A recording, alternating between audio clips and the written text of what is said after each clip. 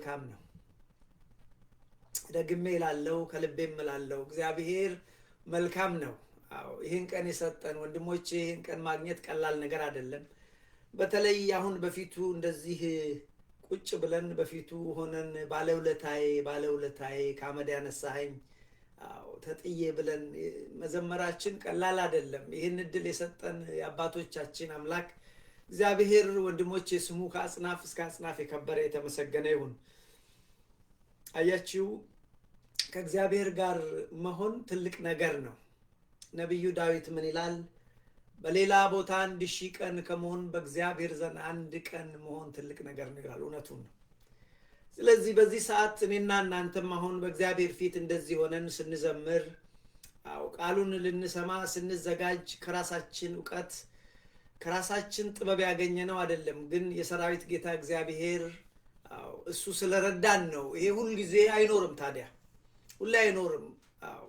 ስለዚህ ወገኖቼ አሁንም እግዚአብሔር በመካከላችን ሆኖ ምድራዊ ያልሆነ ሰማያዊ ሐሳቡን የሰው ያልሆነ የመለኮት የሱን ሐሳብ እንዲያስተምረን እንዲገልጥልን የሱ ቅዱስ ፈቃድ ይሁንልን።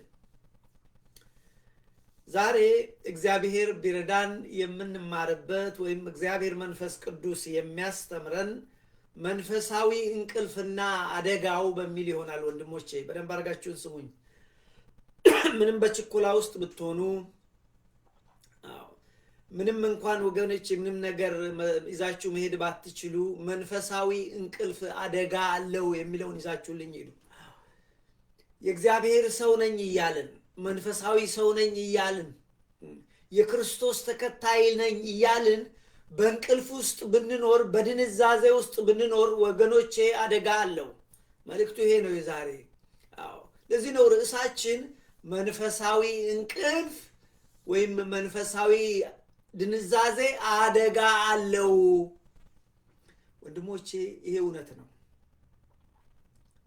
ስለዚህ መንፈሳዊ እንቅልፍ ወይም መንፈሳዊ ድንዛዜ ምን አለው አልኳችሁ? አደጋ አለው። በወቅቱ ሊታከም፣ በወቅቱ ሊገራ፣ ሊስተካከል ይገባዋል። አልበለዚያ ምን ይሆናል? መንፈሳዊ እንቅልፍ ወንድሞቼ ለመንፈሳዊ ሞት አሳልፎ ይሰጠናል። መንፈሳዊ ሞት እንደ ስጋዊ ሞት አይደለም፣ ሁለተኛ ሞት ነው። ይሄ ደግሞ ከእግዚአብሔር መለየት ነው። በሌላ አነጋገር ሲኦል ማለት ነው። ስለዚህ መንፈሳዊ እንቅልፍ ምንድን ነው ብለን ባለፉት ጥቂት ሳምንታት ከኔ ጋር የነበራችሁ ስንማር ቆይተናል። መንፈሳዊ እንቅልፍ ምንድን ነው አለ። መንፈሳዊ እንቅልፍ ማለት በእግዚአብሔር ነገር በመንፈሳዊ ሕይወት ጉዳይ ፈዛዛ ደንዛዛ መሆን፣ ሀሎተ እግዚአብሔር ወይም እግዚአብሔር ከኛ ጋር መሆኑን አልሰማን ሲለን ይህ መንፈሳዊ እንቅልፍ ነው። መንፈሳዊ ድንዛዜ ነው። መንፈሳዊ ድንዛዜ እንደ ጋንግሪን ነው አለ። ጋንግሪን የሚባል በሽታ አለ። ብዙውን ጊዜ የእግር ቲሹዎችን ይገላል። ከዛ እግር እየደነዘ ይሄዳል። ወይ እግር ይቆረጣል ወይም ሰውየው ይሞታል። መንፈሳዊ እንቅልፍ ወንድሞቼ እንደዚህ ነው፣ እንደ ጋንግሪን ነው። በእግዚአብሔር ቤት ውስጥ አለን እንላለን፣ እግዚአብሔርን አናመልክም፣ አናቆም። የእግዚአብሔር መኖር ወይም የእግዚአብሔር ሀሎቱ እንኳን አይሰማን። ስለዚህ ይህ ጥንቃቄ ይጠይቃል ብለናል። በነገራችን ላይ ይህን ትምህርት አስቀድመን የጀመርነው ከመንፈሳዊ ዕውርነት ነው የጀመርነው። መንፈሳዊ ዕውርነት በወቅቱ ካልታከመ ለመንፈሳዊ እንቅልፍ ወይም መንፈሳዊ ድንዛዜ አሳልፎ ይሰጠናል። መንፈሳዊ እንቅልፍ ደግሞ በወቅቱ ካልታከመ ለመንፈሳዊ ሞት አሳልፎ ይሰጠናል። መንፈሳዊ ሞት ማለት ከእግዚአብሔር መለየት ነው። ይሄ ደግሞ ሁለተኛ ሞት ነው፣ ሲኦል ነው አለን። በነገራችን ላይ ይሄ ትምህርት ያመለጣችሁ ከስር ባስቀመጥኩት ሊንክ ላይ ቤተ እስጢፋኖስ በሚለው ሄዳችሁ ብትመለከቱት ይጠቅማችኋል። እግረ መንገዳችሁን ሰብስክራይብ ብታደርጉት እግዚአብሔር ይከብርበታል፣ እናንተም ትባረኩበታላችሁ፣ ትጠቀሙበታላችሁ። ይሄ የእግዚአብሔር ስራ እንጂ የሰው ስራ አይደለምና። ስለዚህ ወንድሞቼ ለኔም ይረዳኛል። በነገራችን ላይ ሰብስክራይብ ስታደርጉ ላይቭ ዩቲዩብ ላይ ወጥቼ ማገልገል እችላለሁ። አሁን ላይቭ መውጣት አልችልም እና በዚህ ተባበሩ። መንፈሳዊ እንቅልፍ ምንድነው አለን ወገኖች? መንፈሳዊ እንቅልፍ ማለት በመንፈሳዊ ህይወት የሰው ልጅ ልቦና ፈዛዛ ደንዛዛ ሲሆን ሰው በሕይወቱ ሀሎተ እግዚአብሔር የእግዚአብሔር መኖር አልሰማህ ሲለው በሌላ አነጋገር መንፈሳዊ እንቅልፍ ማለት ወንድሞቼ በእግዚአብሔር ነገር ሰው አልሞቅህ አልቀዘቅዝህ ሲለው እንዲሁ ለብ ያለ ሰው ሲሆን ይሄ መንፈሳዊ ሞት ይባላል። በነገራችን ላይ ባለፈው ትምህርታችን እንዳየነው የሉዶቅያ ቤተክርስቲያን በጣም ከተወቀሰበት አንዱ ነገር ወይ ቀዝቃዛ አልሆንክም ወይ ትኩስ አልሆንክ ለብ ያልክ ነህ፣ ስለዚህ እተፋሃለሁ፣ ወይ ቀዝቃዛ ሆነ እንደ አሕዛብ ክርስቶስን እንደማያውቅ ሰው እንዳልተጠመቀ ብትሆን ይሻላል። አለበለዚያ ደግሞ መንፈሳዊ ሆነ እንደ ቅዱሳን አባቶች እንደ ሐዋርያት ብትሆን መልካም ነው። አንተ ግን የሎዶቅያ ቤተክርስቲያን ምእመናን ሆይ እናንተ ግን ለብ ያላችሁ ስጋዊ ስለሆናችሁ ልተፋችሁን ሰው ወንድሞቼ ሰው ሶስት አይነት ፍጥረት አለው። ባለፈው ትምህርታችን እንዳየው ሶስት አይነት ሰዎች አሉ። አንደኞቹ ፍጥረታዊ ሰው or we call them natural man ፍጥረታዊ ሰው በቃ ያልተጠመቀ እግዚአብሔርን የማያውቅ መብላትና መጠጣት መኖር ኤቲስት ማለት ነው። ሁለተኛዎቹ ሰዎች መንፈሳዊ ናቸው። እነዚህ ተጠምቀዋል፣ ክርስቲያኖች ናቸው፣ ለእግዚአብሔር ተለይተዋል፣ እንደ እግዚአብሔር ሐሳብ ይሄዳሉ፣ እንደ ቅዱሳን አባቶቻችን እንደ ሐዋርያት ወገኖቼ እንደ ጻድቃን እንደ ሰማዕታት ናቸው። ሶስተኛው ሰው በሁለቱ መካከል ያለው ለብ ያልክ የተባለው ስጋዊ ሰው ነው። ተጠምቋል፣ እግዚአብሔርን አያውቀው። ክርስቲያን ነኝ ይላል፣ የክርስትና ህይወት እሱ ውስጥ የለም። ስጋዊ ሰው ወይም ካርናል ይባላል። ስለዚህ ወገኖቼ መንፈሳዊ እንቅልፍ ምንድነው ብለን ብንል የእግዚአብሔር ነገር ሰው የማይሰማው ከሆነ ወይም በእግዚአብሔር ነገር አልሞቅህ አልቀዘቅዝህ ያለው ሲሆን ይሄ መንፈሳዊ እንቅልፍ መንፈሳዊ ድንዛዜ ይባላል። ይሄ ብቻ አይደለም ወንድሞቼ፣ መንፈሳዊ እንቅልፍ ማለት ልቡ የደነደነ ልቦናው የጨለመ ከእግዚአብሔር ህይወት የራቀ እንደማ እንደ አሕዛብ። መድኃኒታችን ኢየሱስ ክርስቶስ እኮ ይህንን ነገር ይሄ ህዝብ መስማት ይሰማል ግን አያስተውልም፣ ማየት ያያል ግን አይመለከትም፣ የህዝቡ ልብ ደንድኗል፣ የህዝቡ ልብ ጨልሟል፣ ወደኔ እንኳን በንስሐ ተመልሰው እንዳልፈውሳቸው ልባቸው ደንዝዟል ብሎ በማቴዎስ ወንጌል ምዕራፍ 13 ኢሳይያስንም ጠቅሶ ወንድሞቼ በኢሳይያስ ምዕራፍ 6 ቁጥር 9 አካባቢ ላይ ጠቅሶ በህዝቡ እንዳዘነ ተናግሯል። ይሄ ብቻ አይደለም። ቅዱስ ጳውሎስ በዘመኑ ሲያስተምር ወንድሞቼ ለኤፌሶን ቤተክርስቲያን በጻፈው መልእክቱ ልጆቼ ሆይ እናንተ እንደ አሕዛብ አይደላችሁም። አሕዛብ ልቦናቸው ከእግዚአብሔር ልቦናቸው ስለደነደነ ልቦናቸው ስለጨለመ ከእግዚአብሔር ራቁ። እናንተ ከክርስቶስ ይህንን አልተማራችሁም። እናንተ ኤፌሶን ቤተክርስቲያን ምእመናን ሆይ አለ። ይህን ቃል የምታገኙት ኤፌሶን ምዕራፍ 4 ከቁጥር 18 ጀምሮ ነው። ልጆቼ እናንተ እንደ አሕዛብ አትሁኑ፣ እንደ አሕዛብ አትሁኑ፣ ይልቁንም ክርስቲያኖች ሆይ በአእምሮአችሁ መንፈስ ተለወጡ፣ በአእምሮአችሁ ታደሱ፣ የእግዚአብሔር ሰው ሁኑ፣ የክርስቶስ ሰው ሁኑ፣ መንፈሳዊ ሰው ሁኑ፣ መንፈሳዊ ሽታይ መንፈሳዊ መዓዛ ይኑራችሁ ብሎ ቅዱስ ጳውሎስ እንዳለ ባለፈው ተመለከትን። ምንድነው ያላቸው? አሕዛብ ባለማወቃቸው ጠንቅ በልባቸው ድንዳኔ ጠንቅ ልቦናቸው ጨለመ፣ በዚህ የተነሳ ከእግዚአብሔር ራቁ አለ። ከእግዚአብሔር መራቅ ወገኖቼ ሁለተኛ ሞት ነው። ስለዚህ ክርስቲያኖች ተጠንቀቁ አለ። ዛሬም እግዚአብሔር መንፈስ ቅዱስ እኔንና እናንተን ወንድሞቼ ከእግዚአብሔር እንዳትርቁ አለን ስትሉ የሞታችሁ እንዳትሆኑ ተጠንቀቁ ይለናል። ስለዚህ ኤፌሶን ቤተክርስቲያንን ቅዱስ ጳውሎስ ልጆቼ እናንተ ከክርስቶስ እንደዚህ አልተማራችሁም፣ የቀደመውን የማይጠቅመውን ህይወታችሁን አሮጌውን ህይወታችሁን አስወግዷችሁ በአእምሮአችሁ መንፈስ ታደሱ፣ ተለወጡ፣ ክርስቶስን ምሰሉ፣ ክርስቶስን ልበሱ አለ። እና ይሄ ቃል የሚገኘው ወንድሞቼ ይሄ ቃል የሚገኘው በኤፌሶን ምዕራፍ 4 ከቁጥር 17 እስከ 23 እናንተ ይሄንን አንብቡ። እና እንግዲህ ይሄን ትምህርት በነገራችን ላይ ያመለጣችሁ ቤተ እስጢፋኖስ በሚለው ገብታችሁ እዛ ስር ሊንክ አስቀምጫችኋለሁ ብትከታተሉት ይጠቅማችኋል። ይሄን ብቻ አይደለም፣ ቅዱስ ጳውሎስ የኤፌሶን ቤተክርስቲያንን ብቻ አይደለም የሮሜ ቤተክርስቲያን እንደዚህ አስቸግረውት ነበር በመንፈሳዊ እንቅልፋምነታቸው። ወንድሞቼ እግዚአብሔር መንፈስ ቅዱስ ዛሬ እኛን ሲመለከተን ምን ይለን ይሆን? ጎሽ ልጆቼ የነቃችሁ የተጋችሁ ናችሁ ይለናል ወይስ ደግሞ እንደ ሮሜ እንደ ኤፌሶን እንደ ሎዶቅያ ቤተክርስቲያን እግዚአብሔር ያዝንብን ይሆን? ቅዱስ ጳውሎስ ታዲያ የሮሜን ቤተክርስቲያን ልጆቼ ሆይ እባካችሁ ሰዓቱ ደርሷል፣ እንግዲህ ንቁ፣ በአግባቡ ተመላለሱ፣ በክርስቶስ መንገድ ሂዱ። የክርስቶስ መንገድ እጅግ ጠባብ ነች። በዲያብሎስ መንገድ አትሂዱ፣ እሱ ሰፊ ነው፣ ብዙ ሰው በዛ ጋር ነው የሚሄደው። ይቅርታ። ስለዚህ በዛ መልክ አትሂዱ። ካመንበት ቀን ይልቅ የመዳናችን ቀን ወደኛ እየደረሰ ነው። የጌታ የክርስቶስ ቀን ወደኛ እየደረሰ ነው። ስለዚህ ልጆቼ በአግባቡ ተመላለሱ፣ በክርስቶስ መንገድ ሂዱ አለ። የክርስቶስ መንገድ ምንድነው አለ ወገኖቼ? የክርስቶስ መንገድ ፍቅር ነው ወንድሞቼ። የክርስቶስ መንገድ ምህረት ነው።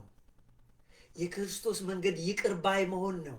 የክርስቶስ መንገድ ለእግዚአብሔር መለየት ጻድቅ መሆን ነው። የክርስቶስ መንገድ በቅድስና በንጽህና መኖር ነው። ኢየሱስ ክርስቶስ እግዚአብሔር አብን እንዳስደሰተ በቀረ ዘመናችን ለክርስቶስ መኖር ነው። የክርስቶስ መንገድ ይሄንን ነው። ስለዚህ ቅዱስ ጳውሎስ ምን አለ? ልጆቼ ሆይ እናንተ የሮሜ ቤተክርስቲያን ልጆቼ ሆይ በአግባብ ተመላለሱ፣ ጌታን እንዴት ደስ እንደምታሰኙ እወቁ፣ ዘመኑን እወቁ፣ ከእንቅልፍ ንቁ፣ የመዳናችን ቀን ወደኛ ደርሷል ብሎ በአግባቡ ተመላለሱ ብሎ አለ። ከዚህ ሁሉ አልፎ ምን አለ? በአግባቡ መመላለፍ ብቻ ክርስቶስን ልበሱት አለ። እንደውም ምን አለን? ክርስቶስን መልበስ ምንድን ነው ብለን ክርስቶስ በስጋ ማርያም በምድር ላይ በተመላለሰበት ጊዜ የነበረው የሱ ህይወት እናንተም ይኑራችሁ ማለት ነው አለ። ሮሜ ምዕራፍ 13 ከቁጥር 11 እስከ 14 አንብቡ። እኛ ባለፈው ይሄንን ስላነበብን እኔ ወደዛ አልመለስም። ስለዚህ ለዚህ ነው እንግዲህ ዛሬ እግዚአብሔር የሚያስተምረን መንፈሳዊ እንቅልፍ ወይም መንፈሳዊ ድንዛዜ አደጋ አለው ልጆች ወንድሞቼ። የእግዚአብሔር ሰዎች ነን ብለን እያል ግን ሆነን ሳንቀር አትርፈናል ብለን እያለን በኪሳራ ውስጥ የምንኖር ከሆነ ምን ይጠቅመናል?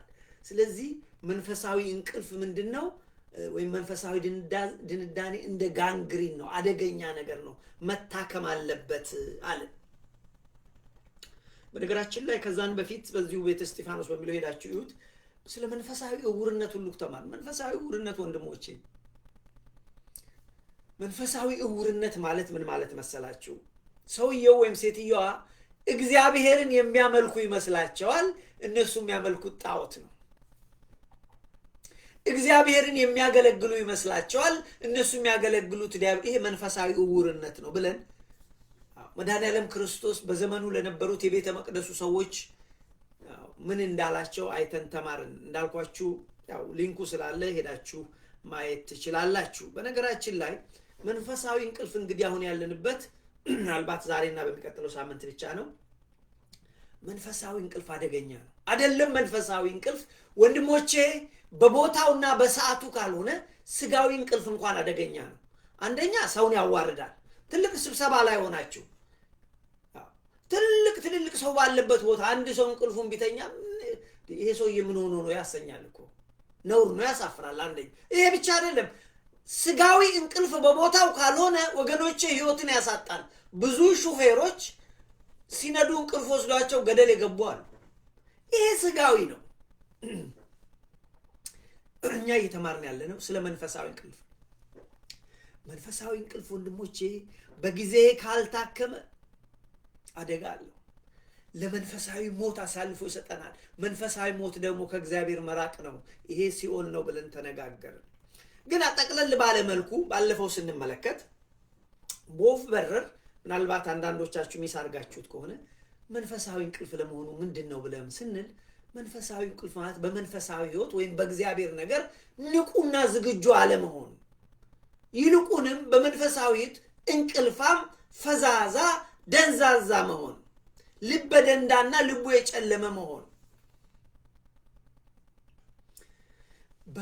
የእግዚአብሔርን እውነት አለመረዳት፣ የእግዚአብሔርን እውነት አለመረዳት። ለዚህ እኮ ነው መድኃኒታችን ኢየሱስ ክርስቶስ የኢሳይያስ ምዕራፍ 6 ቁጥር 9 ጠቅሶ በማቴዎስ 13 ላይ ይህ ህዝብ መስማትን ይሰማል አያስተውልም፣ ማየትን ያያል አይመለከትም፣ በዚህ የተነሳ ወደ እኔ አይዞርም እኔም አልፈውሰውም፣ ይህ ህዝብ ልቡ የደነደነ ልቡ የጨለመ ህዝብ ነው ብሎ ያለው። ዛሬ እኛን ምን ይለን ይሆን ወገኖቼ? ስለዚህ መንፈሳዊ እንቅልፍ ማለት ልበ ደንዳና የእግዚአብሔር ሀሎተ እግዚአብሔር የማይሰማው ሰው ብሎ በጥርጣሬ የሚኖር ይላሉ። ግን እውነታውን ሰው ሞቶ ይነሳል፣ ትንሣኤ ይኖራል። እንግዲህ እንዲህ የሚል ሰው ባጭሩ በመንፈሳዊ ህይወት ፈዛዛ፣ ስሜት አልባ፣ የእግዚአብሔር ነገር ምንም የማይመስለው፣ ፓሽን የሌለው፣ ስለ እግዚአብሔር ሲነገር ልቡ የማይነቃቃ ድንዙዝ ፍዙዝ አልኩ። የእግዚአብሔር ሰዎች እኮ ስለ እግዚአብሔር ነገር እኮ ሲነገራቸው ልባቸው ይቃጠልባቸዋል። እንዲህ አይደል ሐዋርያት ያሉት? ሐዋርያት ወደ ኢማሁስ ሲጓዙ ክርስቶስ ሶስተኛ ሆኖ አብሯቸው ይላል። በኋላ እሱ የሚናገረው ቃል ምን አሉ? በኋላ እሱ መሆኑን ሲያውቁ የሚገርም ነው፣ ልብ ሲናገር እኮ ልባችን ይቃጠልብን ነበር አሉ። ስለዚህ አንድ መንፈሳዊ ሰው የእግዚአብሔርን ነገር የማይሰማው ከሆነ እሱ ወገኖች ችግር አለበት፣ በመንፈሳዊ እንቅልፍ ውስጥ ነው ያለው። ወይም ደግሞ መንፈሳዊ እንቅልፍ ማለት ሰውየው ክርስቲያን ነኝ ይላል፣ ግን ህይወቱ በሐሰትና በውሸት ውስጥ ነው የሚመላለሰው። ይሄ ብቻ አይደለም አንድ ያነሳ ነው ወገኖቼ።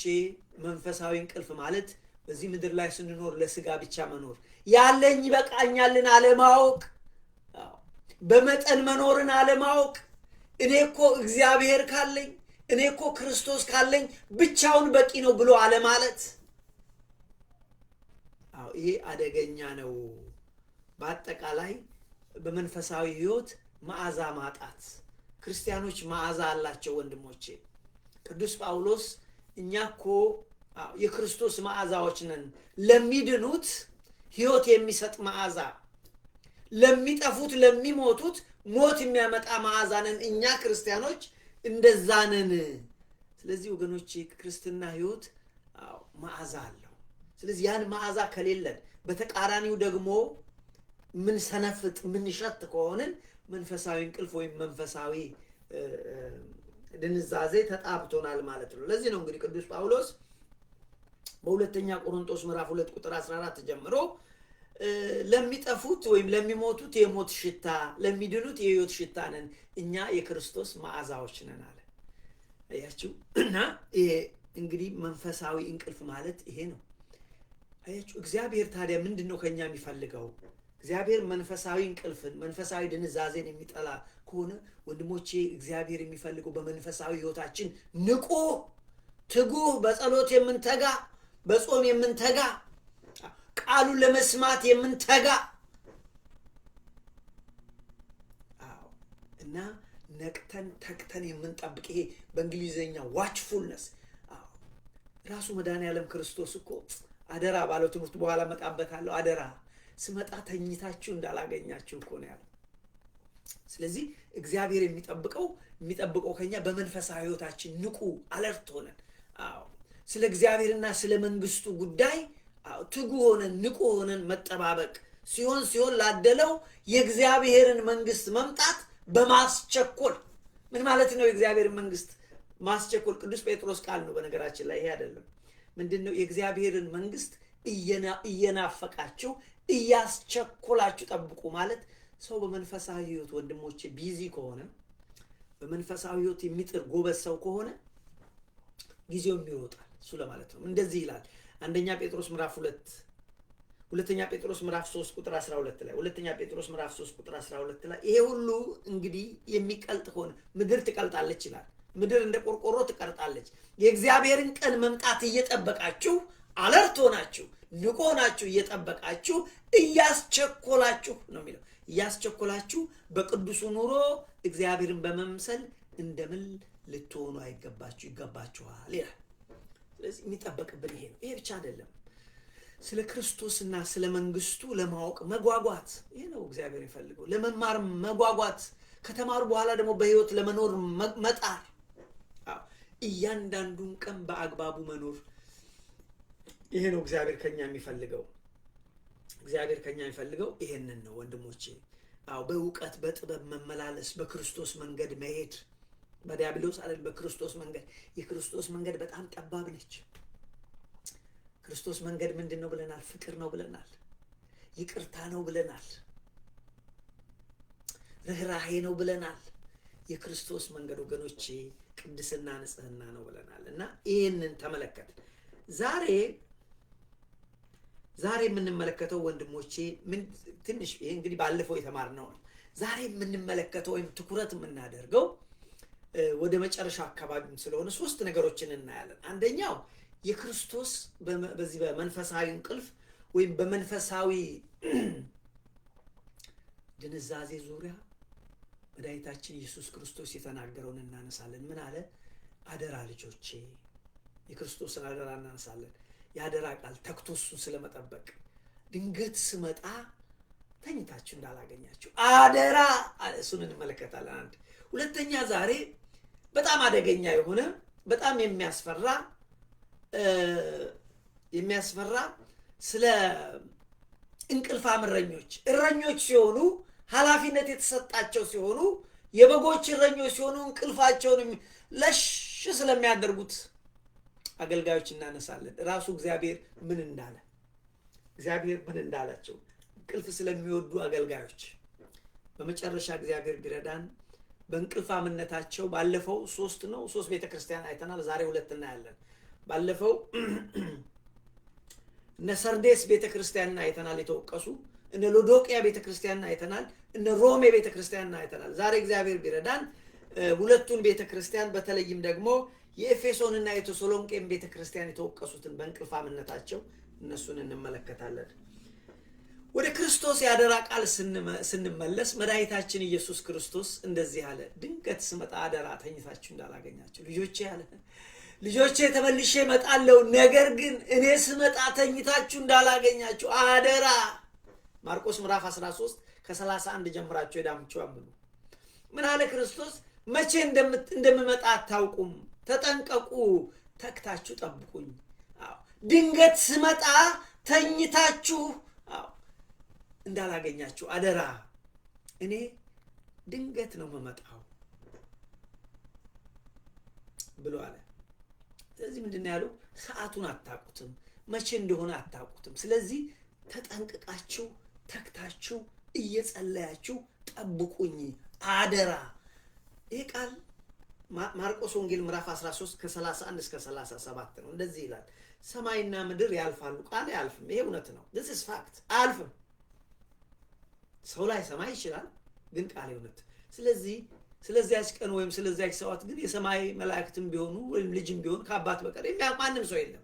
ጊዜው መቼ እንዲሆን አታውቁምና ተጠንቀቁ፣ ትጉ፣ ጸልዩ። በቃ አደራ እንዳትተኙ።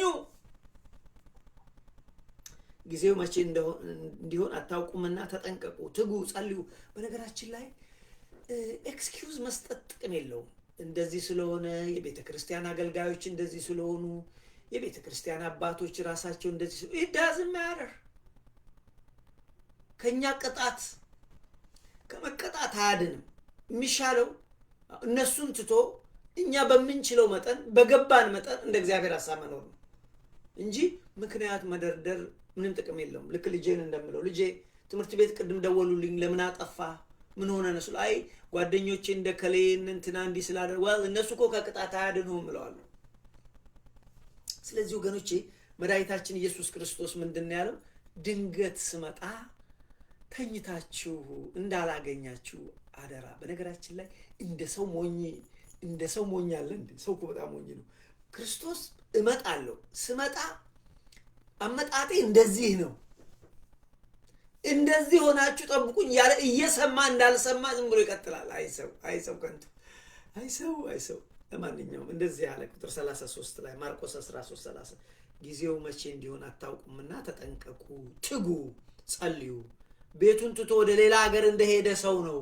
ለባሮቹ ስልጣን ለእያንዳንዳቸው ስራን ሰጥቶ በረኛው እንዲተጋዞ እንደሄደው ነገር ነው የሚሆነው። ድንገት ይመጣል ባለቤቱ፣ ይቆጣጠራል። የዛን ጊዜ ሲተጋ ያላገኘው ባሪያ ትልቅ ቅጣት ይጠብቀዋል። ሲተጋ የተገኘ ግን ይሾማል፣ ይሸለማል። እንደዚህ ያለ ቁጥር 35 እንግዲህ በማታም ሊሆን ይችላል መጣው በማታም ቢሆን ወይም በኩለ ሌሊት ወይም ዶሮ ሲጮህ ወይም በማለዳም ቢሆን ባለቤቱ መቼ እንደሚመጣ አታውቁምና ድንገት መጥቶ ተኝታችሁ እንዳያገኛችሁ ስለዚህ ትጉ። ድንገት ነው የሚመጣው አለ ክርስቶስ። ድንገት ነው የሚመጣው ወንድሞቼ። ክርስቶስ ከትልቁ ፍቅሩ የተነሳ እሱ ባሰበበት ቀን ይመጣል፣ አይዘገይም። እሱ ባይመጣ እንኳን እኛ እንሄዳለን። ሞኞች አትሁኑ። የእግዚአብሔር ቃል ሞኞች አትሁኑ ይላል ቅዱስ ጳውሎስ። ደግሞ ለካ ሞኝ የሆኑበት ነው። እኛ እኮ አናይም። አንዳንዶቻችን አያቶቻችን ሄደዋል፣ አባቶች እናቶቻችን ሄደዋል፣ ታላላቆቻችን ሄደዋል። ግን እኛ ዛሬም አናስተውልም። የሚመጣ አይመስለኝም ብለን እንቅልፋችንን ለሽ እንላለን። ስለዚህ ድንገት መጥቶ ተኝታችሁ እንዳያገኛችሁ ስለዚህ ትጉ አደራ ብሏል። ይሄ የክርስቶስ የአደራ ቃል ነው። አያችሁ፣ ስለ መንፈሳዊ እንቅልፍ ስንነጋገር የሚያሳዝነውን ሁለተኛውን ክፍል ልንገራችሁ። የሚያሳዝነው በጎችን እንዲጠብቁ፣ ነቅተው እንዲጠብቁ፣ በጎቹን ከአውሬ እንዲጠብቁ፣ በጎቹን እንዲጠብቁ፣ እንዲመግቡ የተሾሙ እረኞች በጎቹን ጥለው ሲተኙ እንዴት ያሳዝናል! እንዴት ያሳዝናል ወንድሞቼ። እረኛ ጠብቅ ተብሎ እሱ ግን እንቅልፉን ላሽ የሚል በአውሬ መጥቶ ሊበላቸው ይችላል። በጎቹ ላይ ጠግቡ ይችላሉ። ያ እረኛ አይደለም፣ መልካም እረኛ አይደለም። ስለዚህ የሚያሳዝነው መንፈሳዊ መሪዎች ወይም እረኞች የተባሉ ወይም የእግዚአብሔር አገልጋዮች እንኳን በዚህ በመንፈሳዊ እንቅልፍ በመንፈሳዊ በሽታ የሚጠቁ ናቸው። ምዕመናን ብቻ አይደሉም። ይሄንና እናንተ ብቻ አይደለም። ትልልቅ አገልጋዮችን በዚህ ዘመን በመንፈሳዊ እንቅልፍ ይጠቃሉ፣ በጣም ይጠቃሉ። በነገራችን ላይ በዚህ ዘመን ብቻ አይደለም፣ ራሱ በክርስቶስ ዘመንም አስቀድሞ በብሉይ ኪዳን ዘመንም ይሄ ነገር ነበር። እና የሚያሳዝነው ሰው እረኛ ሆኖ እንቅልፋም ሲሆን፣ አያችሁ፣ እረኞች ደግሞ እንቅልፋም ሲሆኑ በደሉ እጥፍ ነው እኮ ለነሱ። ለዚህ ነው ቅዱስ ያዕቆብ ስለ አገልጋዮች ስለ አስተማሪዎች ሲናገር ጥንቃቄ፣ ሁሉ ሰው አስተማሪ አይሁን፣ ሁሉ ሰው አስተማሪ ይሁን፣ ሁሉ ሰው እረኛ ይሁን። ለምን? እረኛ ሁለት እጥፍ ኃላፊነት አለበት። አንድ ስለ ራሱ፣ ሁለት ስለ በጎቹ። ወንድሞቼ ሆይ ከእናንተ ብዙዎች አስተማሪ አይሁኑ፣ የባሰው ፍርድ እንዳንቀበል ታውቃላችሁ ብሎ አለ። አያችሁ። ስለዚህ እዚህ ጋር ላመጣ የፈለኩት የሚያሳዝነው መንፈሳዊ መሪዎች፣ እረኞች የተባሉ የእግዚአብሔር አገልጋዮች፣ ይሄ ማለት ወንድሞቼ እግዚአብሔር ኃላፊነት የሰጣቸው በጎችን ጠብቁ፣ ጠቦቶችን ጠብቁ፣ ግልገሎችን ጠብቁ፣ መግቡ የተባሉት አገልጋዮች እንቅልፋም ሆነው ሲገኙ ይሄ እጅግ አደገኛ ነው፣ በጣም አደገኛ ነው። ይህንን የምታዩት ለምሳሌ ኢሳይያስ ምዕራፍ 56 ሄደን ብናነብ በዛን ዘመን የነበሩት ጉበኞች ይላቸዋል። ጉበኛ ማለት እረኞች፣ የእስራኤል እረኞች በጣም እንቅልፋም ሆነው እግዚአብሔር አዘዘባቸው። እናንተ በጣም እንቅልፋም ናችሁ፣ የእናንተ ስራ ሆዳችሁን መሙላት ነው፣ በጎቹን እያረዳችሁ መብላት ነው። እግዚአብሔር አዝኖባቸዋል። ከእንግዲህ እኔ ራሴ በጎቼን እጠብቃለሁ አለ እግዚአብሔር ይላል። ወገኖቼ በዚህ በሕዝቅኤል 34 ላይ እናንተ እረኞች ለበጎቼ ጉዳያችሁ አይደለም። እና ስለነሱ ሲናገር ምንድነው? የእስራኤል ጉበኞች ወይም የእስራኤል መሪዎች ወይም የእስራኤል እረኞች አዎ እንቅልፋሞች ናችሁ ይላል። እንደውም ምንድን ነው የሚላቸው መሰለህ? እውሮች ናቸው። የሚገርም ነው። እረኛ ሆኖ እንቅልፋም ማነው? እረኛ ሆኖ እውር ሆኖ እንቅልፋም አያስፈራም?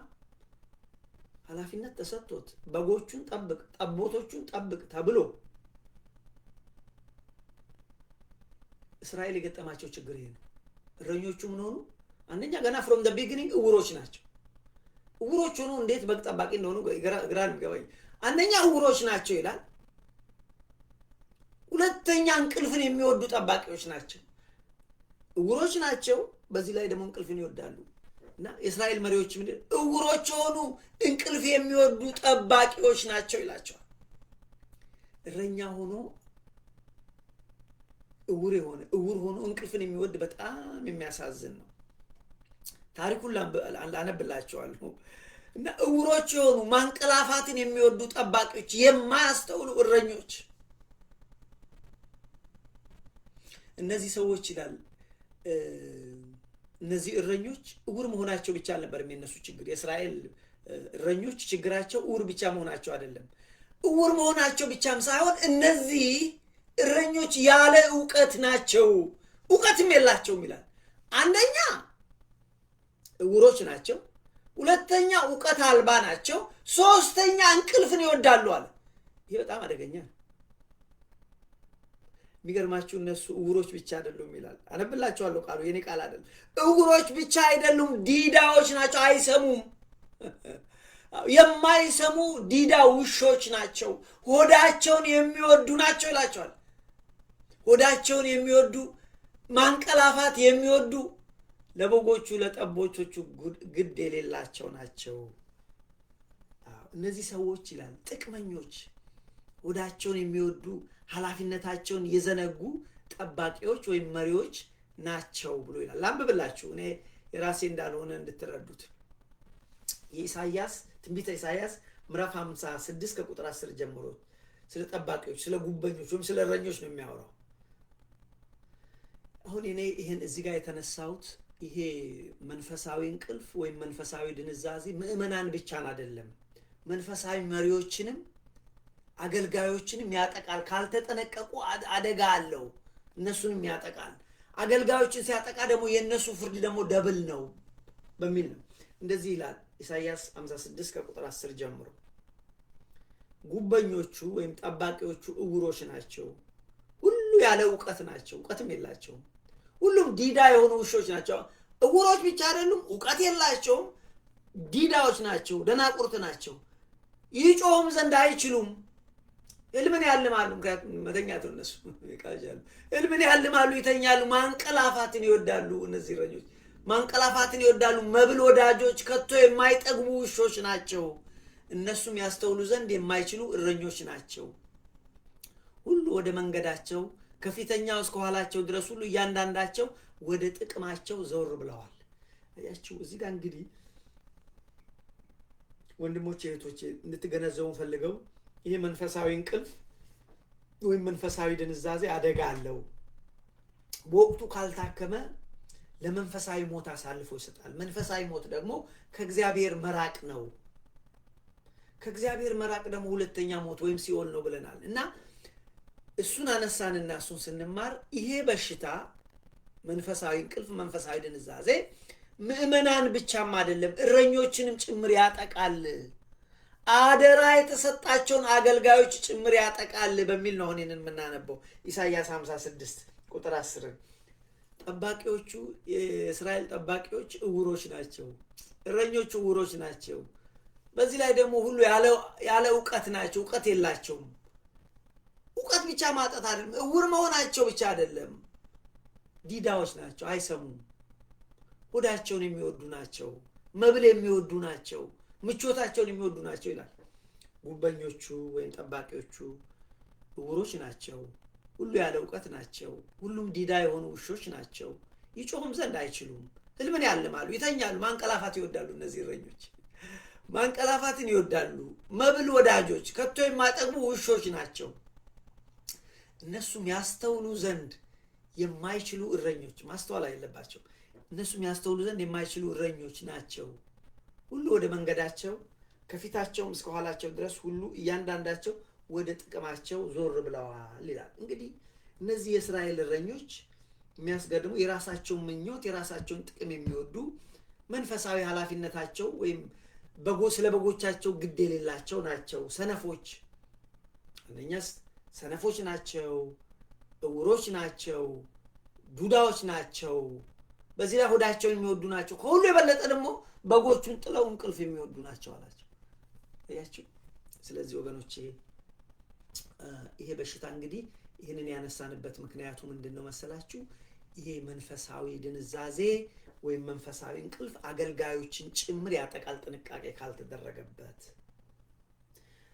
በነገራችን ላይ የዛኑ ያህል ደግሞ ሁሉ ሰው እንደዚህ አይደሉም። ጥቂት ይሆናሉ እንጂ በአገልግሎታቸው የተጉ እንደ እግዚአብሔር ሐሳብ የሚሄዱ አሉ። ግን ጥቂቶች ናቸው፣ ሰው ማያያቸው። ሲመችም ሳይመችም ሁሉ የሚያገለግሉ፣ ሰው ቢኖርም ሳይኖርም በጎቻቸውን የሚጠብቁ ደግሞ አሉ። ብፁዓን የሆኑ በመጽሐፍ ቅዱስም ላይ አሉ፣ በዚህም በምድራችንም አሉ። ለምሳሌ በመጽሐፍ ቅዱስ ላይ እነ ዳንኤል የምትመለከቷቸው ታፍ በሆነበት ሰዓት በራቸውን ዘግተው ከእግዚአብሔር ጋር በጸሎት ይተጉ ነበረ። ስለ ጓደኞቹ፣ ስለ ወንድሞቹ ጭምር፣ ስለ ሀገሩ፣ ስለ ሕዝቡ ጭምር። ዳንኤል በስደት እንኳን ኖሮ በማይመች ሁኔታ ውስጥ እንኳን ሆኖ። መርዶክዮስን ብትመለከቱ በሕዝቡ ላይ አደጋ ሲመጣ ዝም ብሎ አልተኛም። ሞት ሲፈረድበት መርዶክዮስ ወንድሞቼ በብርታት በጽናት በትጋት የቆመ ሰው ነበር። በዚህም አይሁድ ድነዋል፣ ለአስቴር ነግሯት። እና አሉ በዘመናችንም እንደዚህ አይነት ሰዎች አሉ ወገኖቼ። በቤተ ክርስቲያን ዛሬም ሁሉ ሰው አይደለም መጥፎ፣ ወይም ሁሉ ሰው አይደለም ሰነፍ እረኛ። እውነተኛ እረኞች አሉ፣ የማያንቀላፉ እረኞች አሉ። እኔና እናንተ አናቃቸውም። ቅድም ብለናል እኮ በክርስቶስ መንገድ የሚሄዱ በጣም ጥቂቶች ናቸው። ላናቃቸው እንችላለን፣ በጣም ጥቂቶች ናቸው። ምክንያቱም የክርስቶስ መንገድ በጣም ጠባብ ነች፣ የዲያብሎስ መንገድ ነው ሰፊ፣ በዛ የሚሄዱ ብዙዎች አሉ። ስለዚህ እንደዚህ አይነት ነገር አለ። አሁን አንድ ነገር ብቻ ልንገራችሁና ሰዓቴም ስለሄደ ስለ ትምህርቴንም እዚህ ጋር ላቁመው። in the next 5 minutes አንድ ቤተ ክርስቲያን ብቻ ለጊዜው ላንሳ። በእንቅልፋምነታቸው ባለፈው ቢያንስ 3 ወይ 4 ቤተ ክርስቲያን አይተናል። መድኃኔዓለም ክርስቶስ በእንቅልፋምነታቸው የገሰጻቸው ንቁ፣ ባትነቁ መጣባቸዋለሁ።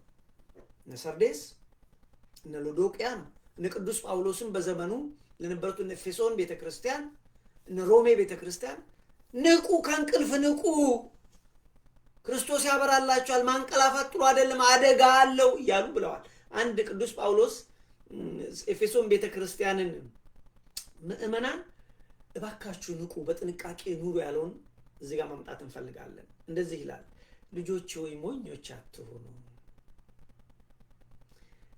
እናንተ የክርስቶስ ልጆች ናችሁ፣ እንደ ብርሃን ልጆች ተመላለሱ። እሱ ብርሃን ነው። እሱ በምድር ላይ እንደተመላለሰ እናንተም እንደ ብርሃን ልጆች ተመላለሱ። የተኛችሁ አትሁኑ፣ ይልቁንም የተኛችሁ ንቁ፣ በክርስቶስ መንገድ ተመላለሱ፣ በብርሃን መንገድ ተመላለሱ። አንተ የምትተኛ ንቃ፣ ከሙታን ተነስ፣ ክርስቶስ ያበራልሃል ይላል። ኤፌሶን ምዕራፍ 10 ላንብብላችሁ። እንደዚህ ይላል፣ የብርሃኑ ፍሬ በበጎነት በጽድቅ በእውነትም ሁሉ ነውና ለጌታ ደስ የሚያሰኘውን እየመረመራችሁ እንደ ብርሃን ልጆች ተመላለሱ። አሁን እንቅልፍ አያስፈልግም። እንደ ብርሃን ልጆች ተመላለሱ። ፍሬም ከሌለው ከጨለማ ስራ ጋር አትተባበሩ፣ ይልቁንም ግለጡት እንጂ። እነሱ በስውር እንኳን ስለሰሩት ያሳፍራል፣ እናንተ ከዚህ ነገር ራቁ። ቁጥር 14 ላይ ስለዚህ አንተ የምትተኛ ንቃ፣ ከሙታንም ተነሳ፣ ክርስቶስ ያበራልሃል። እንግዲህ እንደ ጥበበኞች እንጂ ጥበብ እንደሌላቸው እንዲህ አትመላለሱ፣ በጥንቃቄ ተመላለሱ። ቀኖቹ ክፉዎች ናቸው፣ ቀኖቹ ወቋቸው። ሞኞች አትሁኑ። አያችሁ፣ ህይወታችሁን መርምሩ። ፍሬ ከሌለው ነገር ጋር አትተባበሩ። መንፈሳዊ እንቅልፍ ጥቅም አይጠቅምም፣ አደጋ አለው። በሚገባ በክርስቶስ መንገድ ተመላለሱ አለ። በነገራችን ላይ ቅዱስ ጳውሎስ እቺን ብዬ ባቆመው እዚህ ጋር ጥሩ ነው። የተሰሎንቄን ቤተክርስቲያንም እንደዚሁ ነው። የተሰሎንቄን ቤተክርስቲያን ቅዱስ ጳውሎስ በተለይ በህይወት እንኖር ዘንድ ስለኛ እሱ ሞተ ባለው ትምህርቱ እኛ እንኖር ዘንድ ስለኛ ስለሞተ በቀረ ዘመናችሁ እንደሚገባ ተመላለሱ። እናንተ የብርሃን ልጆች ሆይ ንቁ፣ በመጠን ኑሩ። ማለፉ አይቀርም። በሕይወት እንኖር ዘንድ ስለኛ እሱ ሞተ። ልጆች ሆይ እንደ ብርሃን ልጆች ተመላለሱ፣ ንቁ፣ ትጉ። በጨለማ ለሚመላለሱ የጨለማ ልጆች፣ በጨለማ ለሚመላለሱ ጨለማ ነው። በብርሃን ለሚመላለሱ ግን ብርሃን ነው። በጨለማ ለሚመላለሱት የጌታ ቀን የክርስቶስ ቀን ልክ ምጥ እርጉዝ ሴት ላይ ምጥ ሳይታሰብ እንደሚመጣ የጌታ ቀን እንደዚህ ይሆንባቸው፣ ከቶንም አያመልጡም። እናንተ የብርሃን ልጆች ናችሁ። ስለዚህ የቀን ልጆች ናችሁ። በመጠን ኑሩ፣ እንደሚገባ ተመላለሱ። መጠናችሁ ይወቁ። ለዚች ምድርና ለዚች ለዓለምና ለምድር ብቻ አትኖሩ። በምድር ላይ ለሰማይ ኑሩ፣ በመሬት ላይ ለክርስቶስ ለአባታችሁ ኑሩ ብሎ ቅዱስ ጳውሎስ ለተሰሎንቄ ቤተክርስቲያን አላቸው። እንደዚህ ነው ያላቸው። ይህን ላንብብና ላቁም። ወንድሞቼ ሆይ ስለ ዘመናት ስለ ወራት ማንም እንዲጽፍላችሁ አያስፈልግም። መቼ እንደሚሆን ጊዜውን ማንም ሰው እንዲነግራችሁ አያስፈልግም። የጌታ ቀን ሌባ በሌሊት እንደሚመጣ እንደዚሁ ይመጣ ዘንድ ራሳችሁ አጥብቃችሁ አውቃችኋልና። ሰላምና ደህንነት ነው ሲሉ ያን ጊዜ ምጥ እርጉዝን እንደሚይዛት ጥፋት በድንገት ይመጣባቸዋል። ከቶም አያመልጡም እንደዚህ አይነት ሰዎች። እናንተ ግን ወንድሞች ሆይ ቀኑ እንደ ሌባ ይደርስባችሁ ዘንድ በጨለማ አይደላችሁም። ሁላችሁ የብርሃን ልጆች የቀንም ልጆች ናችሁ። እኛ ከሌሊት ወይም ከጨለማ አይደለንም። እንግዲህ እንንቃ፣ በመጠንም እንኑር እንጂ እንደ ሌሎች አናንቀላፋ። የሚያንቀላፋም በሌሊት ያንቀላፋል፣ የሚሰክርም በሌሊት ይሰክራል። እኛ ግን ከቀን ስለሆንን የእምነት የፍቅርን ጠሩር የመዳንንም ተስፋ ማለት እምነትን፣ ፍቅርን፣ ተስፋን እንደ ራስ ቁር እየለበስን በመጠን እየኖርን በክርስቶስ መንገድ እንመላለሳለን ነው የሚለው። ስለዚህ ቅዱስ ጳውሎስ አደራ፣ እግዚአብሔር ለቁጣ አልመረጠንም፣ በጌታችን በኢየሱስ ክርስቶስ መዳንን ለማግኘት ነው እንጂ የምንነቃም ብንሆን የምናንቀላፋ ብንሆን ከእርሱ ጋር አብረን በሕይወት እንኖር ዘንድ እሱ እኮ ለሰው ሁሉ በሕይወት እንኖር ዘንድ ክርስቶስ ለእኛ ሞተ ብሎ አለ። ስለዚህ ወንድሞቼ እዚህ ጋር ትምህርቴን አቆማለሁ። ምንድን ነው በአጠቃላይ የተማርነው ዛሬ? ባለፈው የጀመርነውን ስለ መንፈሳዊ እንቅልፍ ነው የተማርነው። መንፈሳዊ እንቅልፍ ወይም መንፈሳዊ ድንዛዜ አደጋ አለው። መንፈሳዊ እንቅልፍ ማለት በእግዚአብሔር ነገር ትጉህ አለመሆን፣ እንቅልፋም ፈዛዛ ደንዛዛ መሆን፣ ሀሎተ እግዚአብሔር አለመሰማት፣ በጨለማ መኖር፣ ክርስቲያን ነኝ እያሉ በጨለማ መኖር፣ ልበደንዳናነት፣ ይህ መንፈሳዊ እንቅልፍ ነዋል። መንፈሳዊ እንቅልፍ ወንድሞቼ በጊዜ ካልታከመ አደጋ አለዋል። እንደውም ባለፈው ስንማር የጀመርነው በመንፈሳዊ ዕውርነት ነው። መንፈሳዊ ዕውርነት አለ። መንፈሳዊ ዕውርነት ማለት ሰውየው ወይም ሴትዮዋ እግዚአብሔርን አመልካለሁ ሲል እሱ የሚያመልከው ጣዖትን ነው፣ ዕውር ነዋ። ሰውየው እግዚአብሔርን አገለግላለሁ ወይም ሴትዮዋ እግዚአብሔርን አገለግላለሁ ይላሉ፣ የሚያገለግለው ግን ሰይጣንን ነው። ይሄ መንፈሳዊ ዕውር ነው። ዕውርነት አደጋ አለው። ዕውርነት በወቅቱ ካልታከመ ለመንፈሳዊ እንቅልፍ ለመንፈሳዊ ድንዛዜ አሳልፎ ይሰጠናል። መንፈሳዊ እንቅልፍ በጊዜ ካልታከመ ደግሞ ምክንያቱም መንፈሳዊ እንቅልፍ ደግሞ ምንድን ነው? የልብ መደንደንን፣ እግዚአብሔር ከኛ ጋር መኖሩን አለመሰማት፣ ሀሎተ እግዚአብሔር አይሰማውም። በእግዚአብሔር ነገር ስልቹ መሆን፣ በቃሉ ስልቹ መሆን፣ ይሄ ደግሞ በጊዜ ካልታከመ ወደ መንፈሳዊ ሞት ያሳልፎ ይሰጠናል። መንፈሳዊ ሞት ከእግዚአብሔር መራቅ ነው። እሱ ደግሞ ሁለተኛ ሞት ነው። ስለዚህ መጠንቀቅ ያስፈልጋል ብለን አልን። በዚህም ምክንያት በመንፈሳዊ እንቅልፋቸው የተወገዙ ግለሰቦች፣ የተወገዙ አብያተ ክርስቲያናትን ተመለከትን። እንግዲህ ንቁ አለበለዚያ ያመጣባቸዋለሁ የተባሉ የነ ሰርዴስ የነ ሎዶቅያ ቤተክርስቲያን እነሱን አይተናል ወንድሞቼ። ስለዚህ ምን እናድርግ? እንንቃ ነው ባጭሩ። በመንፈሳዊ ሕይወታችን ንቁ እንሁን። ለብ ያሉ መሆን ጥቅም የለውም ወንድሞቼ። ወይ ትኩስ አይደለህ ወይ ቀዝቃዝ፣ ለብ ያልክን ተፋሃለሁ ነው የሚለው። ስለዚህ ይሄ በእኛ አይሆን እና እግዚአብሔር ደስ የሚላችሁን አንድ ነገር ልንገራችሁና ላቁም። አያችሁ፣ ስለዚህ ራሳችንን መርምረን ወደ እግዚአብሔር እንመለስ። ደስ የሚለው ዛሬም እግዚአብሔር በንስሐ ስንመለስ ይቀበለናል። እግዚአብሔር ስላለፈው ሕይወታችን አይጠይቀንም። በንስሐ ስንመጣ ይረሳዋል እግዚአብሔር። እሱ ዛሬም ልጄ ወዳጄ ብሎ ይቀበለናል። እግዚአብሔር ለእኔና ለእናንተ መልካም ሀሳብ ነው ያለው። እግዚአብሔር ወንድሞቼ መልካም ነው። ከልቤ ላለው እግዚአብሔር መልካም ነው። የመከረን ያስተማረን የአባቶቻችን አምላክ እግዚአብሔር ስሙ የተመሰገነ ይሁን። ይህን ቃል የሰማችሁ ወንድሞቼ ከስሩ ባለው ሊንክ የበለጠ ስላለ ባለፉት ጥቂት ሳምንታት የተማርነው ሄዳችሁ ብትሰሙት ይጠቅማችኋል። እግረ መንገዳችሁን እኔም ላይቭ መግባት እንድችል ሰብስክራይብ ብታደርጉ ደስ ይለኛል። የአባቶቻችን አምላክ እግዚአብሔር ከሁላችንም ጋር ይሁን። ሰላም እግዚአብሔር ይብዛላችሁ። አሜን።